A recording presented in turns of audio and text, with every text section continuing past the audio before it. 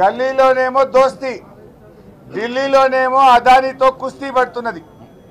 Congress party ఢిల్లీలో అదానీతో వైరం చేస్తూ రేవంత్ రెడ్డి ఏమో గల్లీలో దోస్తానా చేస్తూ ఉన్నాడు. ఇలా నేను అడుగుతా ఉన్న రేవంత్ రెడ్డి గారిని, మొదటి రోజే శాసనసభకు రేవంత్ రెడ్డి అదానీల అక్రమ సంబంధం మీద ఈ శాసనసభలో చర్చ జరగాలని, ప్రజలకు నిజాలు తెలవాలని, అదానీ రేవంత్ రెడ్డి అక్రమ సంబంధాల మీద టీషర్ట్లు వేసుకొని మేము అసెంబ్లీకి వచ్చాం. దానికి భయపడిపోయిన రేవంత్ రెడ్డి గారు మమ్మల్ని శాసనసభలోకే రానియకుండా అడ్డుకున్నాడు. ఇవాళ రాజ్భవన్కు ఏం మాట్లాడుతున్నాడు?